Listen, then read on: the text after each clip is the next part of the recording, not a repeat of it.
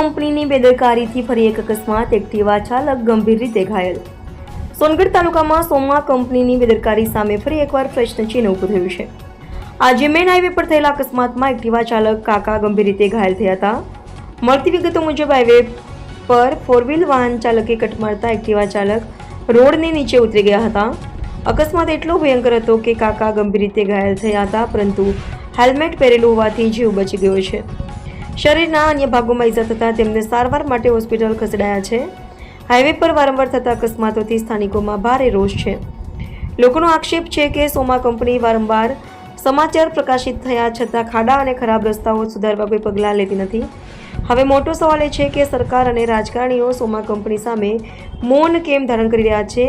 Highway પર ખાડા બંધ કરવા માટે કઈ કાર્યવાહી કરવામાં આવશે તેની રાહ લોકો જોઈ રહ્યા છે। રિપોર્ટર હાર્દિક જોશી, સોનગઢ। નમસ્કાર મિત્રો, હું છું હાર્દિક જોશી, 24 ન્યૂઝ ગુજરાત તાપી। મિત્રો, સોમા કંપનીવાળાના ન્યૂઝો આપીને આપણે કંટાળી ગયા છે। હવે આજે પાછો અકસ્માત થયો છે એક્ટિવા અને ફોર વ્હીલનો। એક્ટિવાવાળા કાકા સોનગઢ તરફ આવી રહ્યા હતા અને ફોર વ્હીલવાળાએ કટ મારી તો કાકા નીચે ઉતરી ગયા, ગાડી ઉતરી ગઈ નીચે।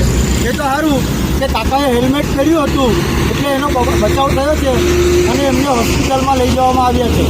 બીજું કે સોમા કંપનીવાળાને વારંવાર રજૂઆત કરવા છતાં પણ આપણે કેટલા બધા ન્યૂઝો બનાવ્યા, તે છતાં પણ જો ખાડા નહીં પૂરાતા હોય અને સામાન્ય વર્ગ ખાલી ટોલ ટેક્સના પૈસા આપીને જ પૂરું થઈ જતું હોય તો આ સદંતર ખોટું છે। કાં તો ખાડા પૂરો, કાં તો ટોલ ટેક્સ દો।